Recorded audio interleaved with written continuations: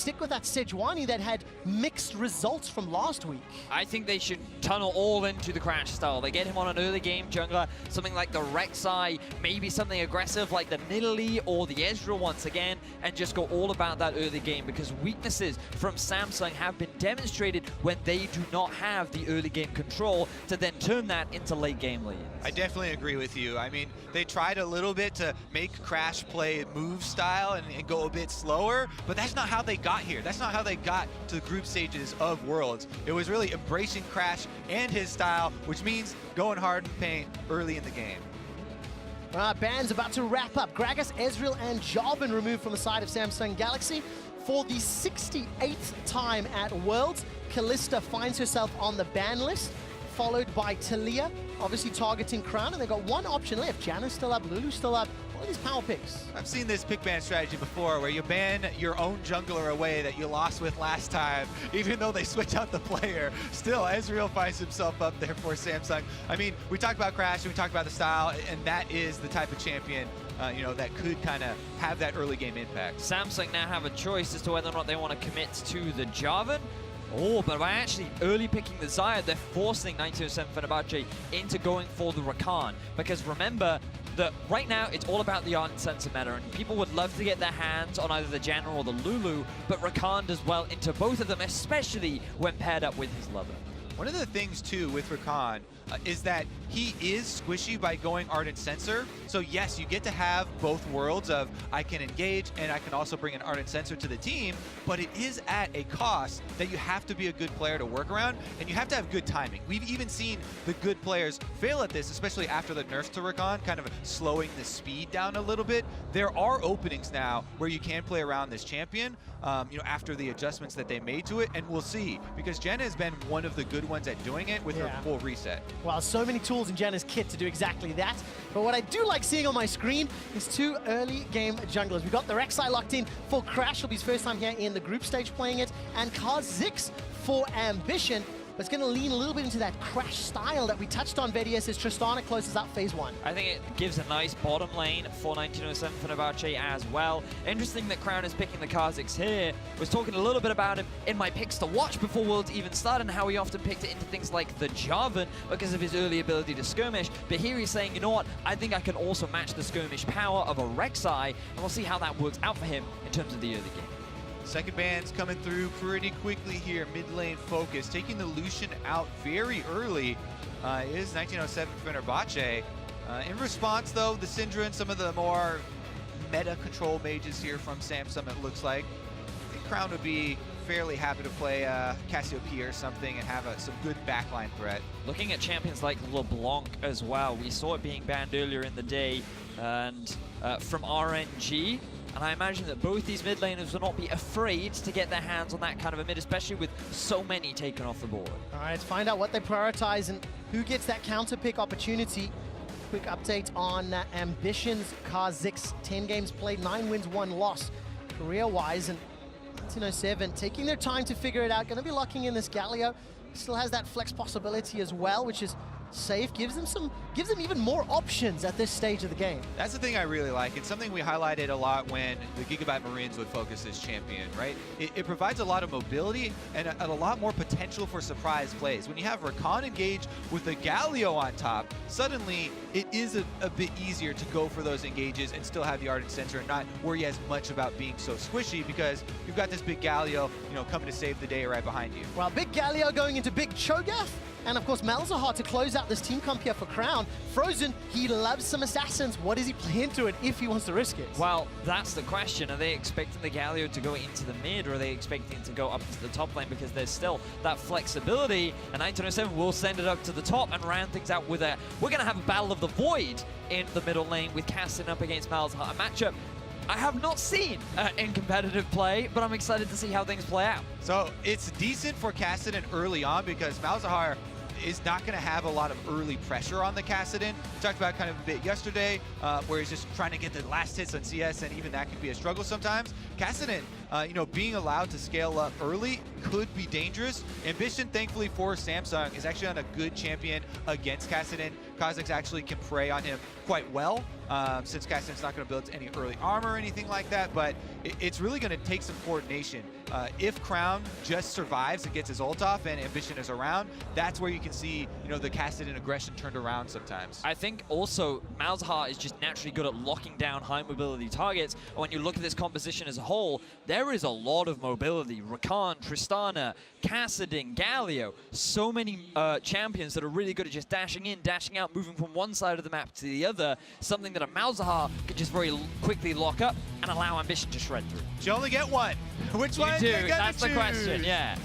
What I do like about the options of the dashing, when you look at the combinations, Rakan, Tristana, Kassadin, Rek'Sai, Galio, if 1907 pick the targets and decide to go in, everybody's going in together. So good luck dealing with that sort of 5-on-5 engage. And quick update, this is the first time Frozen has played Kassadin all summer. So pulling it out on stage, and we'll see what he can do with it. I remember his echo performances from play-in and from last week. And we'll see whether he can make this Kassadin work, ladies and gentlemen. It's Samsung Galaxy taking on 1907 Fenerbahçe. If Samsung Galaxy win this game, they will share first place with a win-loss record of 3-1, and more importantly, they will eliminate 1907 Fenerbahçe from any playoff contention. So a very important game is what we're saying, really, for both teams. Samsung having the opportunity to equalize their score with RNG, but looking a little more into this mid-lane matchup, often a thing that players often forget about Kassadin is his passive gives 15% reduced magic damage taken. Like, he's pretty good against AP, especially when you think about Malzahar and his all-in combo. It's going to make that bit a little bit harder, especially if Frozen decides to go for either an early Abyssal Mask or a more likely early Rod of Ages. Once again, my eyes are so focused on the junglers. Crash is running the experienced Quint on Rek'Sai, so the options of early visits from these AD jungles to the mid lane is definitely a possibility. Yes, Kassadin would like to get that level 6, and then you really have to watch out, but it could even happen earlier than that. All right, Samsung Galaxy now taking on Fenerbahçe. Last time they played, Samsung almost lost this game. We did touch on the story fairly early on about how it was Haru playing that jungle Ezreal, but let's take a look at the gold graph and show you just how long Samsung had an opportunity to lead. This is the goal difference from Fenerbahçe's perspective.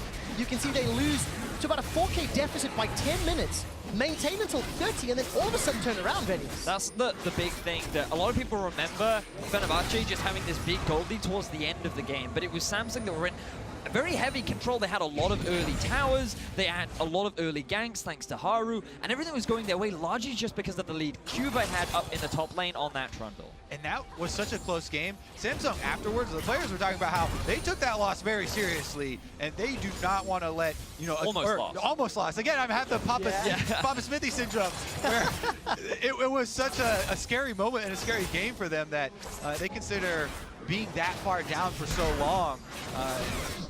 Definitely not the optimal strategy. No, absolutely not. And when you've got, such a gigantic lead, 4,000 gold by 10 minutes, I think 2,500 gold lead on Cuvées Trundle, which was hugely impactful, but they couldn't actually turn around. You can see they're 2.4K at 15, didn't play the split push, didn't utilize the tools, and while we've been telling stories, Padden and Hapone, Brule and Cordia J continue to trade, going back and forth, really getting into their face, and opponents going in.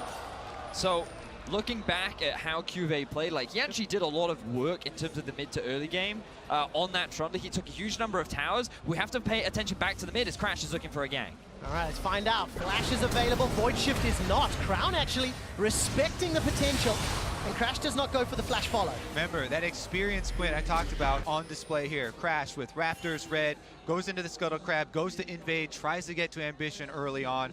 Ambition did get out over the wall, though, on that Kazakhs, and he's been able to purchase his first back just fine. So no harm, no foul. A lot of early trading this game. Feels a little bit higher tempo than from game 1 of the day, but I think the champions also somewhat allow for that. Cuvée and Thaldrin, they're going to be trading back and forth. Cuvé's just going to be looking to time. He really wants to scale up and get those chomps down. Big priority here for Ambition to ensure that there's no repeat gank on the mid lane since Crown doesn't have his flash. All right, let's see what Frozen can do. Try to get himself away. He's already used that summoner spell. There's no support from anyone else. And our Ambition's just going to use this pressure advantage to clear out the vision. Now this is what we were very much talking about, Kobe, with regards to these AD mid laners looking to try and gank mid. Now, every flash has gone for both Crown and Frozen, but Ambition had to use his as well. Frozen was in a good position in the lane that he could have just walked out from the gank, so Ambition wanted to try and force it, and now he's going for a repeat gank. Remember, no flash, no 6. Frozen, what are you doing? Now, there's no mana for Crown, actually, and all of a sudden, Crash is here to respond, so good counterplay by Crash. Yeah, they know junglers are around, sharks are in the water, so you don't want to overcommit to those chases, and that's where the vision around mid lane was so important there. They're able to back off. Crash even chases Ambition out after the one chicken steal. Yeah, not going to get any more of those Raptors this time around, and as we approach 5 minutes, a lot more tempo, a lot more things happening this time around with those two sort of damage-heavy junglers in the early game.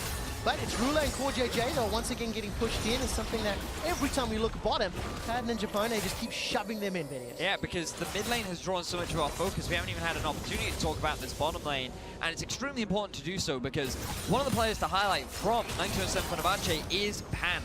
During the laning phase, during play-ins, this guy struggled a lot. His average deficit was something like minus 10 CS on average at 15. Like, he was really struggling during the laning phase.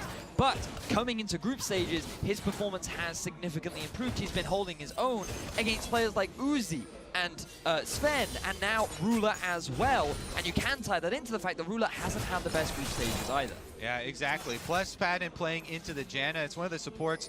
They go gold runes all over the place now, so the combat effectiveness early on in the lane phase a lot less, and Janna just kind of sits back, shields the AD carry, so I'm sure he's happy to get the CS that he's getting here early on, but again, we'll take a closer look at Ruler. Yeah, 2.4 KDA, not the greatest. His damage rating shows you an adjusted expected damage based on a number of factors, and he's underperforming on the champions he's playing. Of course, one big factor for that is something that Analyst Desk mentioned, and Kobe, we were talking about earlier, an average of 98 damage per minute for Ruler on his Twitch game in their loss to RNG. Tells you how heavy-handed that defeat was. But it was also one of those situations where he never really got an opportunity to fight or utilize the strength of Twitch, and he was in a really disadvantageous matchup. So while it certainly is a low value, I can also understand how that value came to be. Oh yeah, it tells a story, all right. It tells a story of an AD carry getting dove over and over and over. Can't put out the damage when you're dead. Frozen tries to go in there and take away a large chicken, but don't believe the spear landed. All right, so even Stevens in the game at the moment. Flashes still not available in this mid lane, but very difficult to gank both of these respective champions. Of course, Frozen got Rifthawk available, and with Crown's passive, it's just a frustration needing to pop that before you can do anything after. Yeah, it is a frustration. It's a little bit less for Kassadin than a lot of other champions because at level 6, you're always threatening a Rek'Sai gank, right? Kassadin, with the Null Sphere, you pop the shield, and then you're always threatening a Riftwalk into a slow on passive-less Malzahar, and you kind of always have this unseen threat of, you better have wards on my jungler, or else, I have the threat of all ins. Crown has got his summoner available now. Gone that flash heal. Frozen's got the option to TP around the map. Fairly standard, and on the sides, the Turkish representatives, they've got the ability to play 1-3-1 very effectively. J and Ruler go through this control ward, make their way up. Nether Grasp and Flash is available for Crown if they want to lock down Malzahar. Malzahar has hit that level 7 mark now, so he's gotten a few extra points in his E. That means his wave clear is so much more effective. We got to stop talking about mid laners right now because Crash is in the jungle. All right, trading back and forth. Crash is going to smite away that Sentinel before he makes it out clean. So actually, Frozen here with the with the Kassadin can one-shot the Voidlings, as you've been seeing on screen, with just a level 1 E for himself, and that's what he's been doing to just clear those out and take away a lot of the pushing power of Malzahar, and he's feeling pretty nice in that combo. Feather Storm used by Ruler. First blood available, but not yet taken. Padden needs to run away as Core JJ not yet available with the Monsoon. Japone threw down the Ignite, and no one dies yet. Really good trade there. For both sides, in all honesty, but Core JJ, he's still fairly healthy. His ultimate is going to come up soon, but Ruler not feeling confident, deciding to back away. The burst coming down onto Pan after Ruler used the ultimate was a little bit scary there, but Pan was able to walk out. All right, so again, still nobody dying despite excessive trades. First backs, by the way, BF swords were picked up. Lost chapter for Crown. makings of that run of ages on the side of Frozen, building his way up at least. Just slowly scaling our way into this mid-game. Fenerbahçe, 1907 Fenerbahçe rather, they've got themselves a small gold lead just through farming, which is a good sign for this squad. It's a decent sign. One thing that is another sign that could be bad for them would be the control wards here creeping into this river for Samsung. Ambition, by the way, he is one of the Kazakhs that will go the Q evolve early on. That gives you more threat around taking these dragons. And a lot of people have really jumped on the train of the R evolve early on because you can have a lot more mobility and opens up a few more gank paths. But now that he's got the evolved Q, you do have a lot more single target damage, and that is something to keep in mind.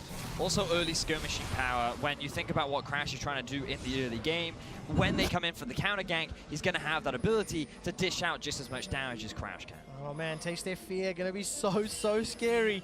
Samsung Galaxy, one of the most underwhelming Korean squads from the first week. You know, their record 2-1 could easily have been 1-2. And there's a lot of eyes on how much things can change from week 1 to 2. Will, you know, 1907 Fenerbahçe be able to grow, develop, show that they've improved? And will Samsung Galaxy start to silence some of the critics and prove they can take over? They've got ambition. We know the mid to late game, that's where he shines. And we're slowly edging our way towards that. But it's also just where the team shines. When we look back at how they played against G2, it was their ability to fight in the mid to late game along with their decision-making that allowed them such a clean game. And now we have to look at Japone as he's looking for an engage. All right, got the engage with the quickness, manages to get a follow-up knock-up. Beautiful first blood, and it's picked up by Frozen. 1907 Fenerbahçe are the ones to find their first kill. They kill him before the TP even starts channeling, and Thordran gets completely caught off guard. And Samsung, it felt like you know, they had seen Crash, but they didn't quite have you know, the whereabouts of Japone tracked for that one. And he came in half a screen away, immediately annihilate the Kassadin. There goes the Dragon, so no chance of the evolved Qs taking that one down. 1907 Fenerbahçe very happy with the first blood and objective. And just as we were talking about Samsung, their ability to play mid to late game, one of the things I wanted to start looking at for 1907 Fenerbahçe was their ability to start forcing plays. They have the Galio ultimate. They have a teleport on top of Kassadin. They can start roaming around the map and looking for picks, but they just have to come to the mid lane. Japone roams up from the bot. He can see that his AD carry has come back to base, and they use the fact that SSG just have this small dip in vision, and they're not expecting this very quick 3-man collapse. Oh, such good play out of FB. Teleport's going to come down into the mid lane here for Frozen. And instantly, a little bit of chunk damage. But there we go. First blood, first dragon as well. And this will allow the Turkish representatives just a little bit more control. They actually averaged a gold deficit at 15 minutes through the week 1 games of 1,700 gold. They're around 700 up. So I want to track how these next 7 to 10 minutes go. If Frozen can continue to increase his lead, if Padden can start to get an item advantage with the help of his teammates, there's a lot of tools on the side of FB to just completely take over this game. Oh yeah, a big part of that Kassadin pick, you know, in the last round there is about getting through the mid game so effortlessly. And now, with the kill actually going over to him, it's pretty big that within all that burst and the flashy play, he was actually the one to get the last hit.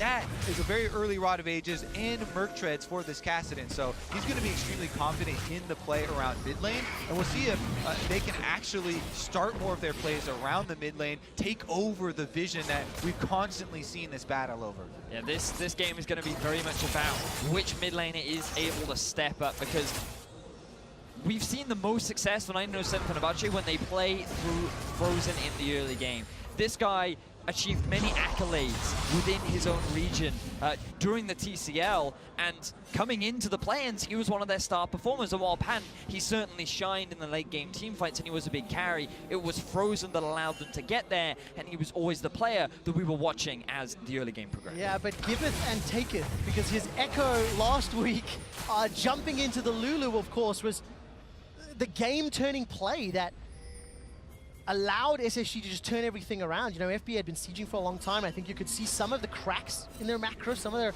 inability to break open Samsung Galaxy, and that's what allowed Samsung to win that game. Let's see whether or not it can happen again. Ardent Sensor completed for Core JJ in the bottom lane. Ruler getting very close to the Essence Reaver. Adaptive Helm for QA up in that top lane as well.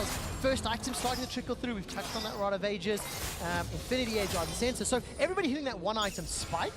And now we're going to get into these mid-game team fights. Yeah, we look at item spikes. We also got to look at some of the wards that are lit around the map. Kobe, you were just talking about them. For deep vision, that is gained through priority in the middle lane. And typically you don't always expect that from a Kassadin. But because he got that first blood, and because of the constant pushing power in the bottom lane, Crash has been getting these deep wards in and giving Frozen a little bit more freedom as he plays very aggressively towards Ambition.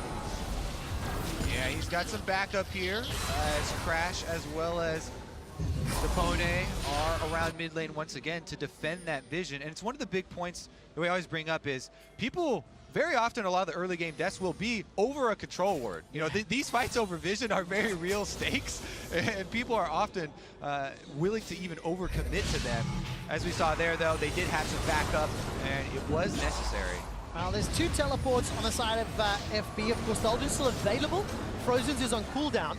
We've actually not talked about the top lane at all because it is that tank v tank Galio v matchup. Cho'Gath, man. It's even CS here between Cho'Gath and Galio, but we're getting to the point that they're now going to get involved, right? They've got their items, they've got their TPs, and anytime an initiation breaks out, let's see who's going to be quicker on the trigger finger and whether or not Dolgen's heroic entrance will be pivotal. Yeah, because while the champions themselves could be game-changing, you've also got to look at who the players are, because for Thaldren, he is the big captain for FB. He was the guy that led them through the playing stages and is often the father figure, the guy that they can rely on to keep their confidence up. And Kuve, he was considered one of, if not the best top laner coming into the tournament. There was a lot of praise. We've seen him get amazing outplays last week in their game versus RNG and G2, and both eyes will be on these top laners to not only see what they can do with their champions, but also in this game. All right, where is the initiation here for 1907 Fenerbahçe? They've got to defend against the 3-man push. Cuve's the first to arrive.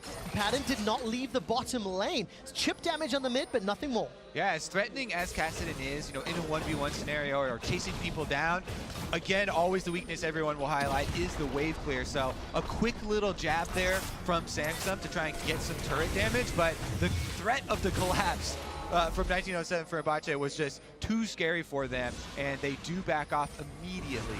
Personal pet peeve, look at this now. Crown's going to get flanked. 3 members, Crash and Japone, coming in for the engage. He feels the collapse coming. He knows it's coming. The Tremor Sense is going to make it visible. The Gleaming Quill unable to pop the Void Shift. So risky and brave from Crown, but he knows supports coming in through the river. All right, Unburrow comes out from Crash. Ambition decides to leap forward. And Crash blows that flash to get over the wall. Yep, they've got a recall here from Padden. He wants to go purchase right now, so they don't want to fight. They want him to get his purchase off before the Drake spawns. Recall timers are an objective of themselves in the early game because preparation is so big for these objectives. Also look at the TPs. All are now available. Every summoner spell is up. Every player is reaching the 2-item spike that's going to indicate the start of a fight. And this is where Samsung really come into their own as a team. And you see that slight discrepancy in the recalls, you know, plus the slight advantage in the game currently that they have allows Crash to start up this Mountain Drake, and it will be an easy execute. So second dragon for Turkey could be very important. Secured there by Crash. And 1907 Fenerbahçe, they extend this lead even further. Talked a lot about the top laners, and Thaldren was chunked down low. Took a lot of damage from Cuve, who's, again, just farming up a storm. Very comfortable, very happy. And, you know, we're getting into this mid-game, into this mid to late game scenario, and 1907 Fenerbahçe get a second shot at Samsung Galaxy, get a second shot at taking down Crown and the boys on what is a very even, very equal footing right now. Might not be as they go for a dive. All right, Chomp has already come down. The Feast unable to get the kill. No more mana for Cuve. Frozen, not really going to have enough damage yet.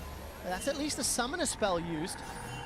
I mean, Samsung Galaxy are able to escape, not able to take Thaldren down. Like the teleport from Frozen, just to guarantee the safety of his top laner. If he hadn't had that threat, they might have decided to commit, but Cuve had no mana anyway, so it could have gone either way. Now we have to keep our eyes on the bottom lane.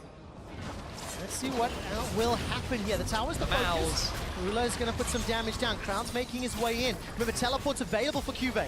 Yeah, Samsung attempting cross-map plays here.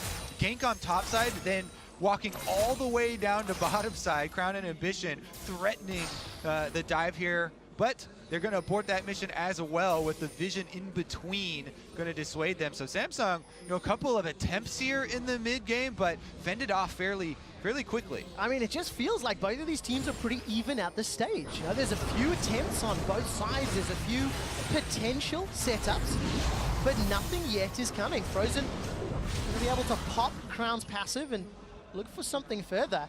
And now I'm looking for the play from 1907 Fenerbahçe, the heroic grand entrance. Rakan dives in, Galio jumps down on top of him, and then that just gives so much space for Crash and Frozen and Padden to clear up whatever is caught in the tons of CC that can come down. Will result in the biggest boom of World's group stages. Other than North America, obviously. Well, They're not even playing today, dude. Low Relax. I had to bring a bit of comedy value. It's a slow game so far. We're approaching 20 minutes. Let's backtrack to the game, lads. Now, SSG, they're on track to get themselves their first tower of the game. And they got options because, of course, their mid tower is being chipped down. The top tower is being chipped as well. 1907 Fenerbahçe going to be in trouble as Frozen's going to get locked down and shut down by the Nethergrass. Teleports channeled and cancelled from both. And that's the first kill for the third LCKCs. Great move. They're finally able to find the play around mid lane and punish Frozen here with that crowd control from Malzahar, immediately locking him down. As we said, Ambition on the Kazakhs gets to bring that damage to cut right through him. Lethality already picked up for him, so he really can make that one work. Love the duo combo, being able to shut down Cassidy. We talked about how if he has no mobility, it becomes very easy to kill him, and now they have priority on the middle lane. All right, QSS picked up by Frozen. 1907 Fenerbahçe will lose their first tower in all 4 games. They have conceded the first tower, and all of a sudden, Thaldren throws his ultimate down after the tower is already dead. Kuve has been consistently pushing this top lane, which means that after the ulti from Thaldren, he's going to get a lot of damage down and may even take this turret, resulting in another tower going in the favor of SSG. And remember, the bot lane is also exceptionally low. It's already 1,500 gold lead for Samsung. This tower not yet killed. Frozen may be able to defend it, and does so for a little while longer. But it just feels like the scales are now tipping into Samsung's favor. Yeah, you could definitely see there was not a lot of communication with that mid-lane attempted defense or engage or whatever you want to call it there, because the Rek'Sai going in on the champion that has the jump, and Galio ultimate long channel time, it's pretty simplistic for Samsung to get out, but now they're going bot. All right, flash engage, Featherstorm comes down, Padden, Japone, and Crash unable to find anything there. Samsung able to escape with their lives. I didn't quite see if that was just a sidestep. I mean, it had to have been. Blue lane, Core JJ didn't even use summoner spells. Tower number 3 is available here for Samsung. It is so easily knocked over. And for 1907 Fenerbahçe, they find themselves in a 3,000 gold hole and just being picked apart. And initially, we wanted to see from FB them playing the Crash style, play the early game. They get a flash out from Crown. We think, oh, they're looking to try and make level 6 plays. They're trying to be early aggressors, but now they've slowed the game down, and this is SSG's territory. They know how to play the map. They know how to work as a team, and they're capitalizing on the lack of experience, to say, from the side of FB. And it's definitely moments like that where you feel for the team, right? Crash is an emergency sub for these guys, and yes, he can communicate with Frozen, but then there's delayed kind of communication with the rest of the team, and it's not a perfect scenario, but they've been trying to make it work, and they are still alive in this game, although Samsung just made such a huge surge. Look at the gold lead now. They certainly have. The one thing that FB can still rely on is that their composition still scales relatively well. The level 16 Kassadin is something you always have to be aware of because of his 2-second ultimate. He's on his way to completing his 2nd/3rd item. You have the late game Tristana too, and Galio is one of the strongest tanks when it comes to this late game point. So it's all about how well can they match up against the team fighting power of SSG. Well, team fighting power gets empowered by an Infernal Dragon at this stage of the game. 2 and 3 items starting to spawn. Righteous Glory picked up for Cuvée. Rapid Fire Cannon sitting in Ruler's back pocket versus the Shiv Eye Edge of Padden.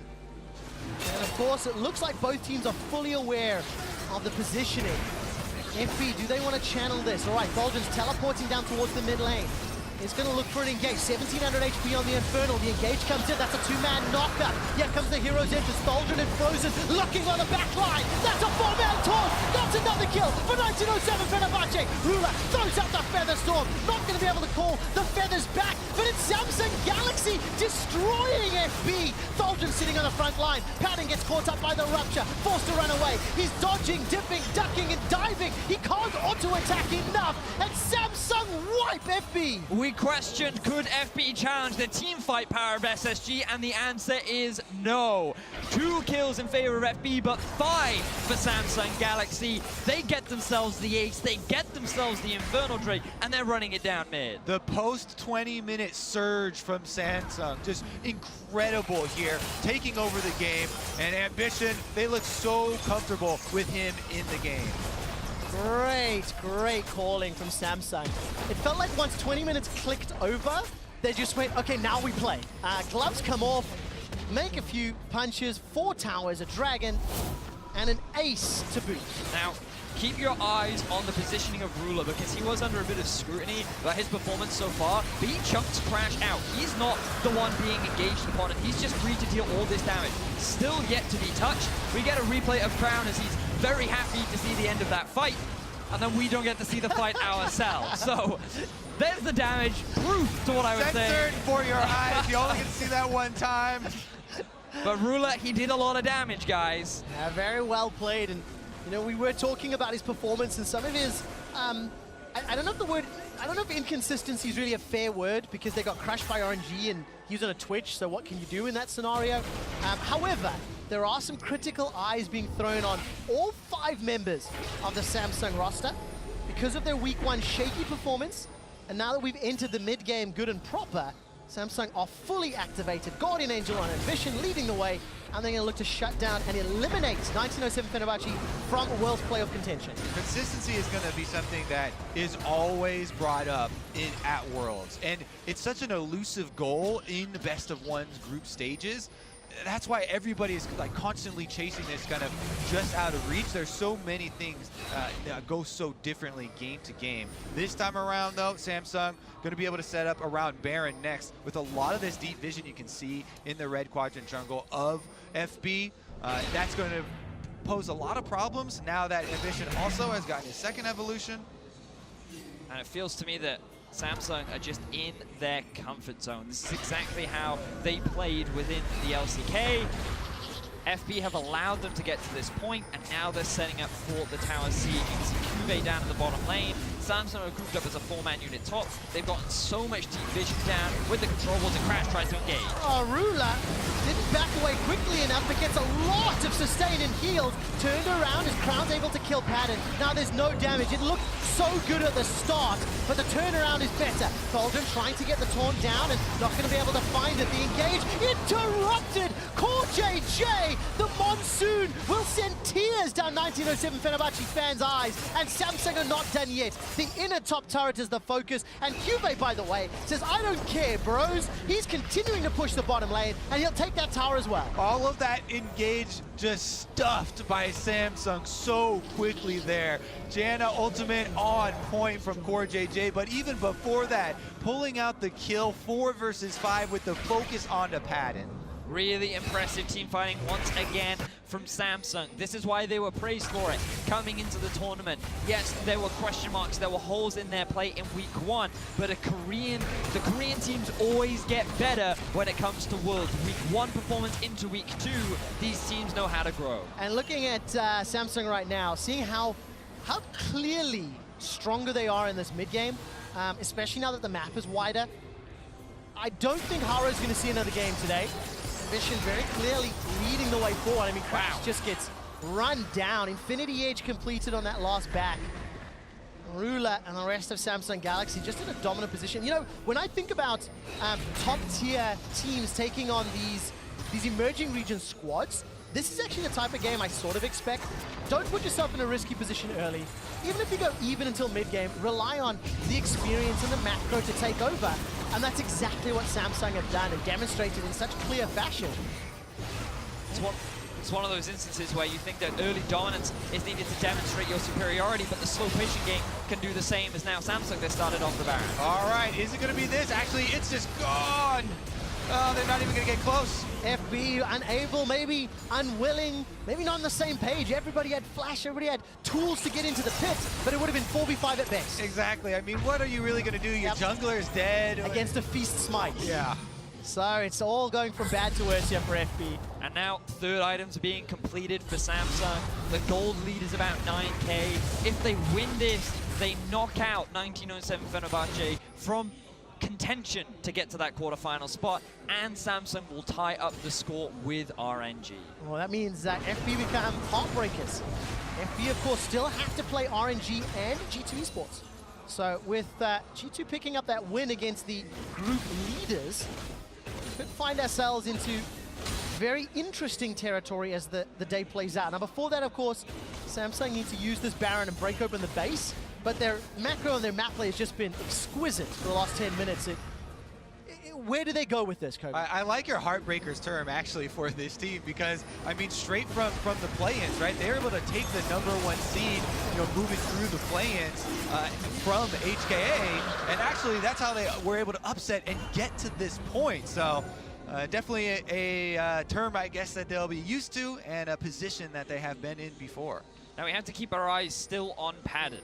While he hasn't had the best game as of yet, something that he was still praised for during the play-ins was his late game performances. 3 items on the Tristan, he has the boots to boot, he's level 15, and he could still be one of the big carries for the team. So one that you can never really afford to underestimate as Samsung look to break into the base. Let's see whether or not he can survive long enough against Ruler, Crown, and Ambition.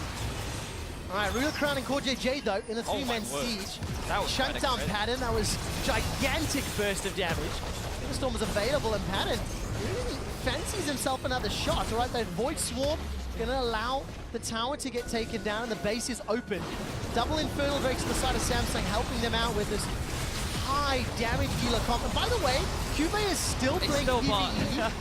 Cube did not load onto the PvP server. Today it's about PvE. He's looking for the buffs. He's looking for the towers. He's still alone. He's got the tower.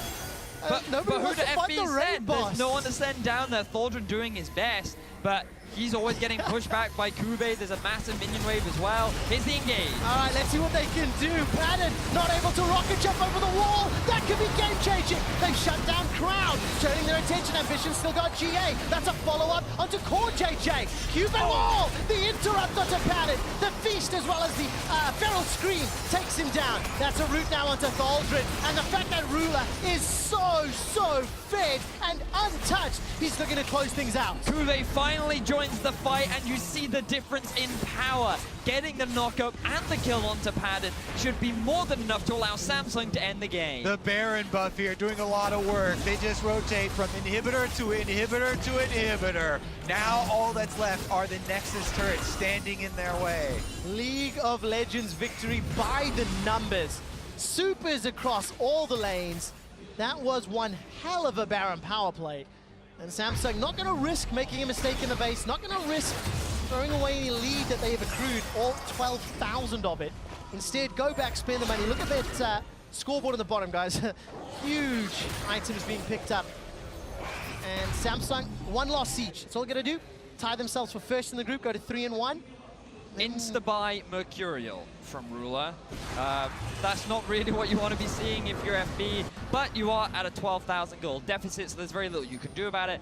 Level 18, Cuvée coming up huge for the team, and now they're on track to get their 3rd win of the group. Interesting, setting up the next match as well. You talk about the 3rd wins and what does this do for the group. G2 are just coming out of a very quick victory over RNG, and now they're going to be playing Samsung, who have kind of a Samsung-esque win here, right? Yeah. Very calm and collected, even though they did get behind early on. That's going to be their next matchup, and this is going to put a lot more weight on it. Yeah, really, really well. And what a great confidence booster for Samsung Galaxy. Close out the game, such Samsung fashion. Comfortable, and we'll see the 2 undefeated teams for today, going head-to-head. That will inform us how the rest of the group plays out. 4,300 gold was that power play as Ruler chunks down Crash.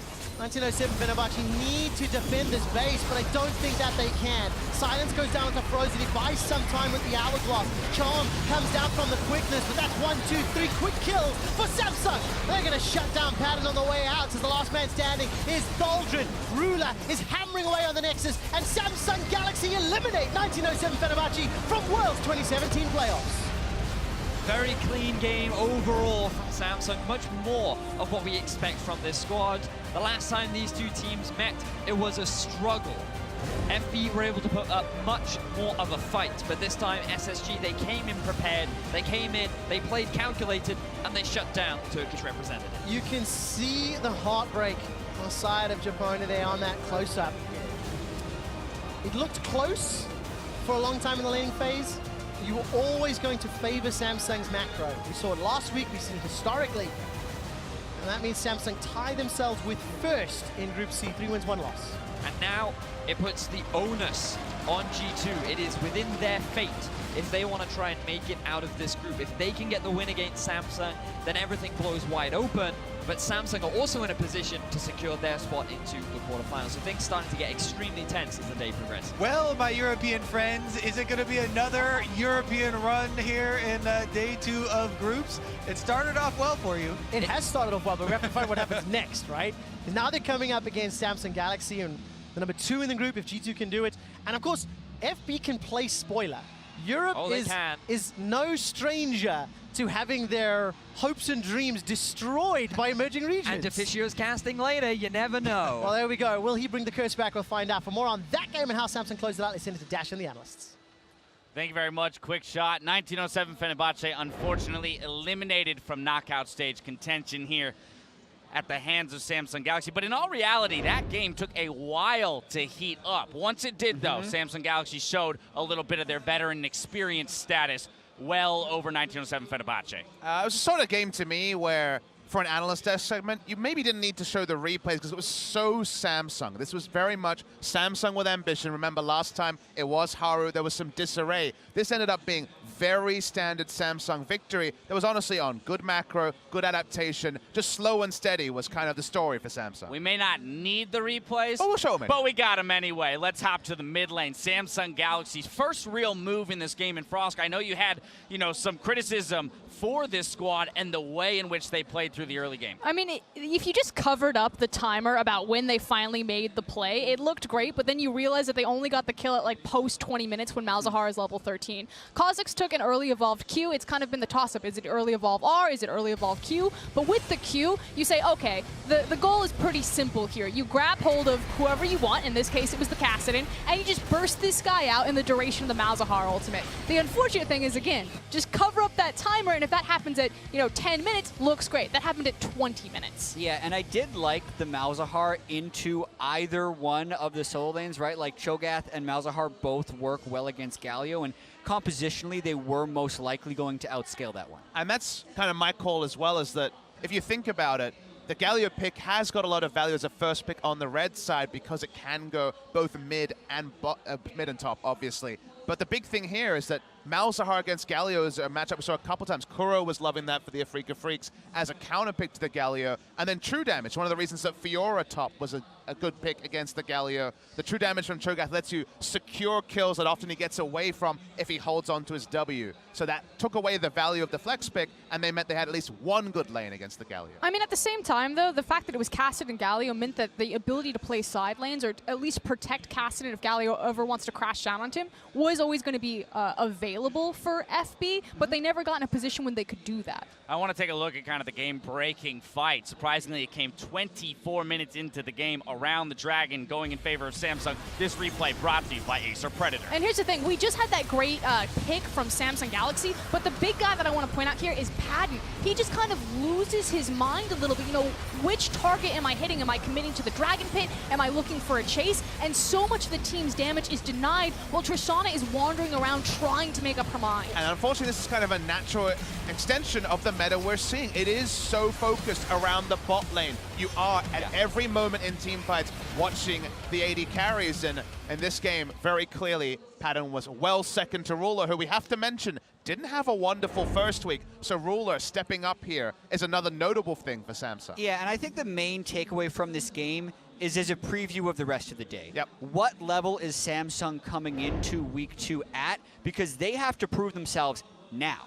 The next game they play against G2 could very well decide the group. In this game, while it wasn't dominant, also was much better than it was last week. So I'm really torn on where this team is going to be at because they haven't shown a strong indication on either side based on this result. And here's the thing, I'm actually going to take a much harsher stance. I'm not liking what we're seeing from Samsung. I understand they play a defensive style. I understood the logic behind their execution and why it happened the way that it did. It wasn't executed badly, just too slowly. And G2 have shown that they're able to play that patient, methodical style, but faster. So if you're not sold on Samsung and not sold on RNG, is G2 getting out of the group, number one? I think G2 is getting out of the group. Oh, boy. Uh-oh. A-block predictions go out the window. I can see that Throw it Papa out. Smithy wanted to get in on this. The good news is we're coming right back after this break. So in our next game, we've got a fight that can